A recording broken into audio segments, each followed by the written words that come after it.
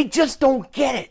The media, they just don't get it. While they make excuses for the Chiefs losing to the Eagles, while they say the Cowboys had a moral victory in losing to the Eagles, they're missing what this team is. This Eagles team is something we haven't seen before. This is a very, very special team, and they're showing all the signs of greatness.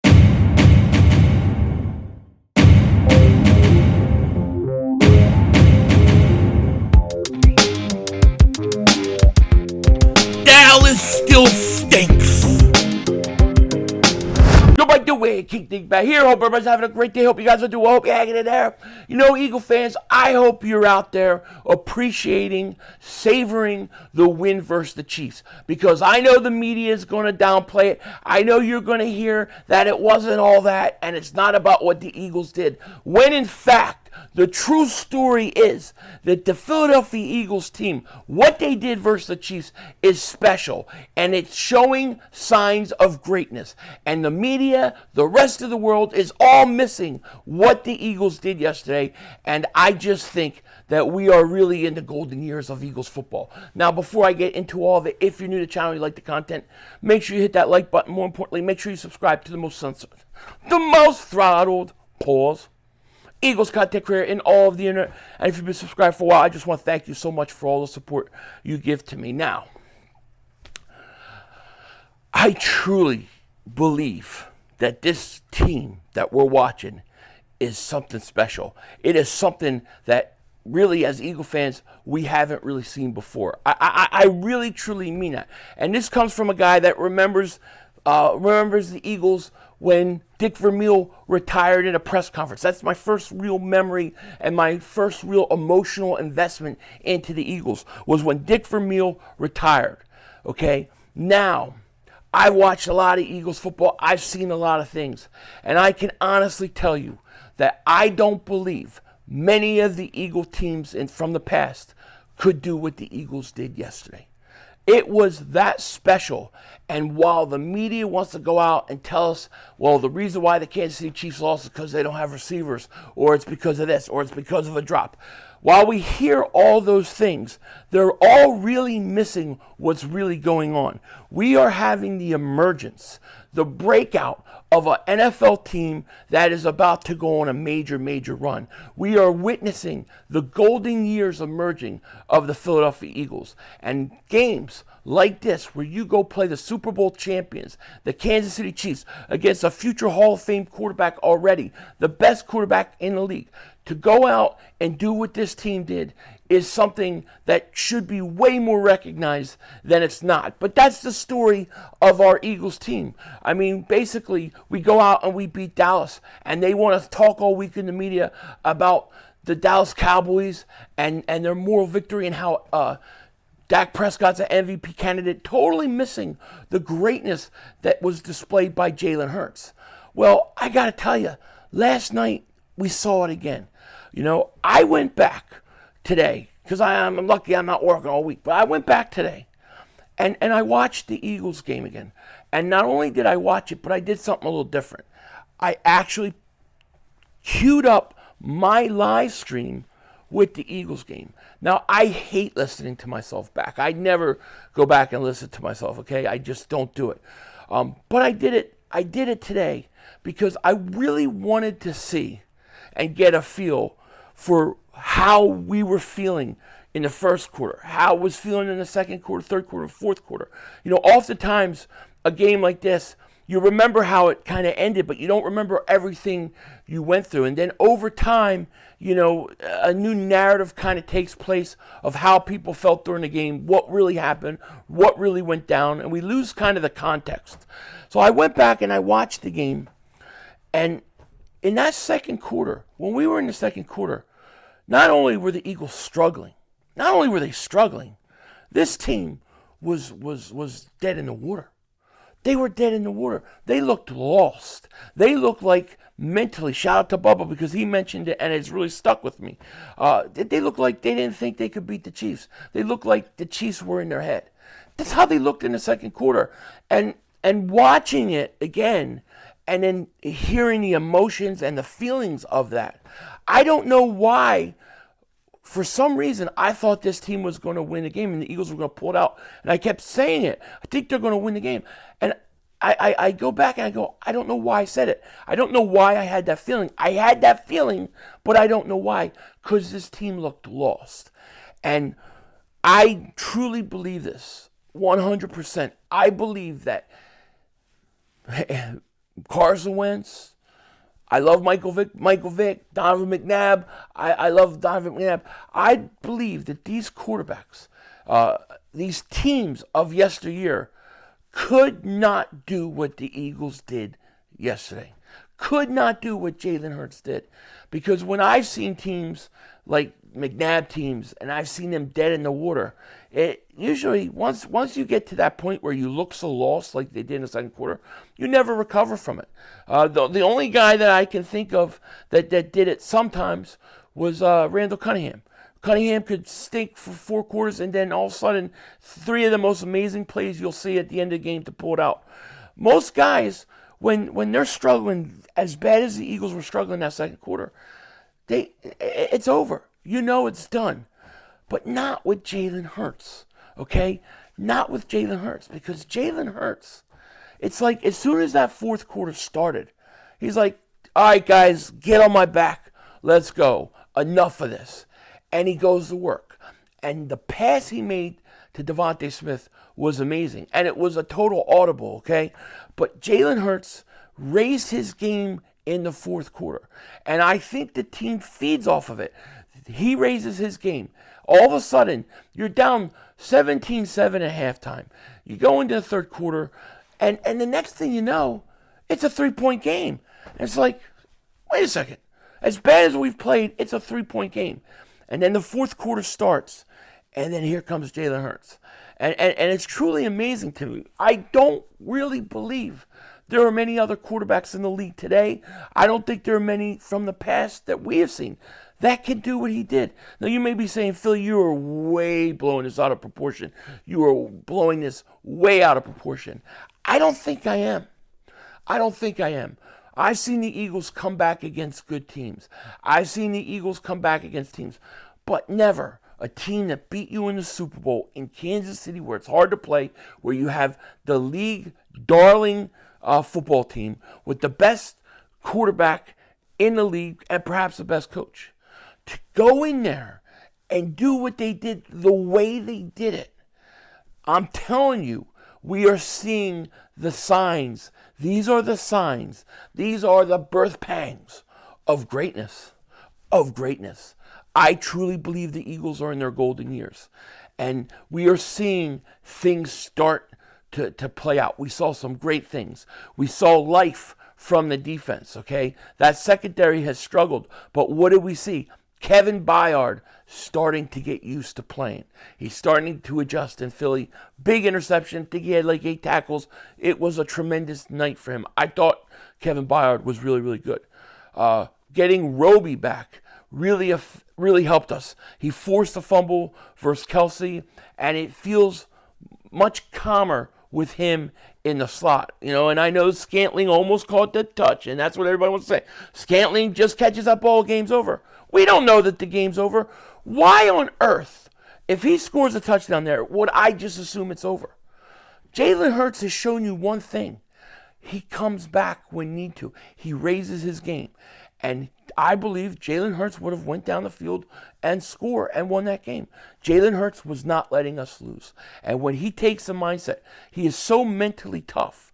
And he's such a winner that I think the team feeds off of it. I really do. And you go from a team that looked lackluster, they looked lost, to a defense that could shut you out in the second half, shut the Chiefs out. A team that all of a sudden couldn't block the Chiefs the whole game. All of a sudden, fourth quarter, they're starting to run it. I think it has all to do with Jalen Hurts and the way Jalen Hurts takes his team to another level. I think Jalen Hurts is that good. That's why right now, Jalen Hurts is the MVP favorite. All right, here's some latest odds out. Jalen Hurts is plus 250 to win the MVP. Patrick Mahomes is plus 400. Then you have Lamar Jackson's plus 350. I'm sorry. So you have Jalen Hurts plus 250, Lamar Jackson plus 350, Mahomes plus 400, Tua's plus 500, Purdy is 1,500. Dak Prescott is 1,500. So it really jumps after Tua. But right now, Jalen Hurts is the leader to win the MVP, and he should be. Because when you look at the games, it's not just about putting up big stats and putting up big numbers. It's about the situation. It's about where you are at the time you're putting up numbers, what it means when it's the fourth quarter and you need a touchdown. Like, the big problem the Cowboy fans seem to forget is they could talk about Dak Prescott having good numbers versus the Eagles, but he had a 1st and goal at the 6. He didn't come through. Jalen Hurts comes through and he scores. Okay, Jalen Hurts puts the points on the board when it matters the most. Jalen Hurts deserves to be the MVP of the league. And I think 2 more wins locks it up for him. I really do. I think if the Eagles beat Buffalo and then they beat the Niners, I think it's locked up, that MVP. But when I look at this game and looking back at it, we can talk about all the specific plays, and you're going to hear all that, and you're going to see all the highlights from ESPN, NFL Network, wherever it is. But it seems like, to me, people are really missing what is really being shown. The Eagles are that team. Think of the Peyton Manning, the Tom Brady days, right? Those great days where you had epic battles of great quarterbacks going at it. The Eagles are now in that conversation. And this team is showing people that you're going to have to beat us for 60 minutes. If 55 minutes isn't good enough, 58 minutes isn't good enough, 59 minutes isn't good enough. And I truly believe that if you took all the teams in the NFL right now and you put them in that situation going into the third quarter down 7 in Kansas City, not one of those teams wins. Not one of those teams wins. The Eagles have something special brewing. And what they showed me last night, and this is why this game is so big, is they showed me that they're ready for their championship run. I truly believe that with all my heart. I believe this team is entering championship years. And I think this game showed me that. If the Eagles can beat Kansas City in Kansas City with Patrick Mahomes, there's nobody on their schedule that's a threat to them. Not that they can't lose a game. Of course, everybody can lose a game. But there's nobody that they can't beat. And there's not one game left that they're going to be underdogs. It was a special night last night. People really, I just think people got to understand what happened. What happened was the Eagles, who looked lost, looked dead in the water in the second half, looked confused, looked like they were thinking, we can't beat this team. This team's got our number. They go from that to their quarterback, their leader, saying, enough is enough. We're going to go and we're going to take it to this team. He calls audibles, and then boom, the Eagles are scoring touchdowns. All of a sudden, we're all like, whoa, wait a second. The Eagles are winning here. There's 8 minutes left, but the Eagles are winning. And it's like that. And then shout out to Sean Desai and the defense for keeping the Chiefs off the scoreboard. I don't care that a guy dropped the ball and he should have had it. There's games, every single game, we can go back and say, well, if this didn't happen and this didn't happen, the outcome would be different. Yes, if Jalen Hurts, if he hits Quez Watkins, could have things been different? If he doesn't fumble the ball in the Super Bowl, could things been different? If the Eagles get one more possession, I know things would have been different. So you could say that about any football game. Good teams make plays. Good teams find a way to win. And yesterday you had 2 powerhouses going at it. You had a Hall of Fame coach, Hall of Fame quarterback, a team that has just won a Super Bowl, won another one a few years ago. And then you had the up-and-comers, the guys that are coming to challenge the champs. And what the Eagles showed yesterday was that they're ready to take it over.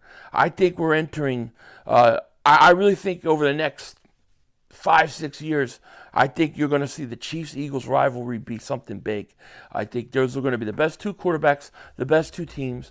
And I really believe these are the golden years. And really, when you talk about my final thoughts on the game and stuff like that, that's what I'm thinking, because I think this team is something special, and they just proved it big time. They just proved it big time. And I don't know if you guys saw this, but even Jalen Carter, I mean, the kid's a genius. His kid's a genius. Did you see him try to pick the ball off on a spike? I thought that was absolutely genius. And this is where he said, this is where he said he got it from. I saw on the internet, I seen it on YouTube, some high school kid tried it, he actually caught the ball, so I was like, that's a good idea, and I knew they were spiking it, so I tried to go for it. Came pretty close.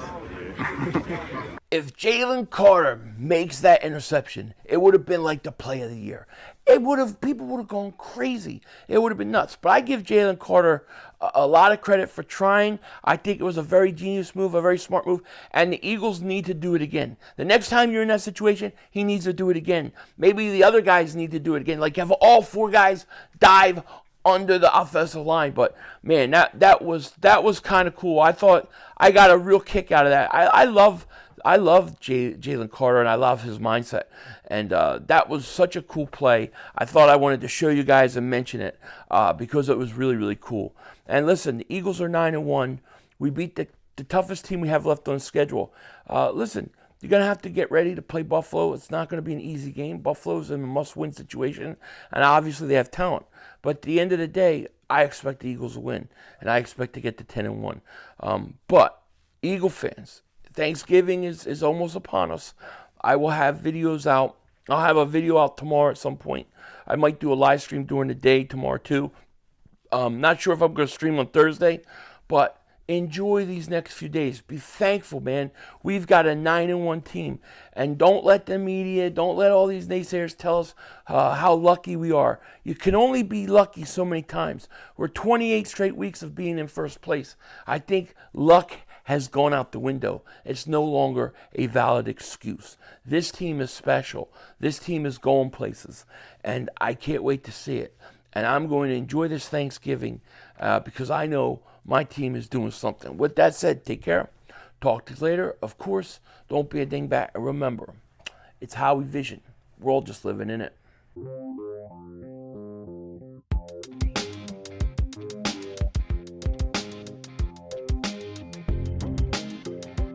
Okay, so one thing we want to talk about is linebacker Shaquille Leonard. Now, I know you guys were saying, when's Philly going to talk about this Shaquille Leonard situation? When are you going to talk about it? I would have talked about it earlier. I just got carried away with our birds. But Shaquille Leonard, the linebacker for the Colts, was released.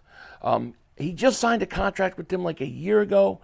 Maybe it was because his production has gone down somewhat and they're paying him a lot of money. Whatever it is, he got released. He's going to have to clear waivers. Now, I think there's a decent chance he will clear waivers because he has a very high cap hit. And once he clears waivers, the Colts will have to eat all that contract stuff, and anybody could sign him. I think the Eagles would make a lot of sense for him. I think this is something that could actually happen, and I think we need to keep our eyes on it. He knows Nick Sirianni. If he signed with the Eagles, he would get a chance to play, whether it's a starter or rotating in, and he would be playing for a contender. I think it's a perfect fit. The Eagles need depth at linebacker, especially with Nakobe Dean hurt. I don't see how this could hurt us to bring in Leonard, and I would not be surprised if the Eagles make a run at him. But he's got to clear waivers. Will he clear waivers? Yeah, I think most likely he will. Most likely because of his cap situation.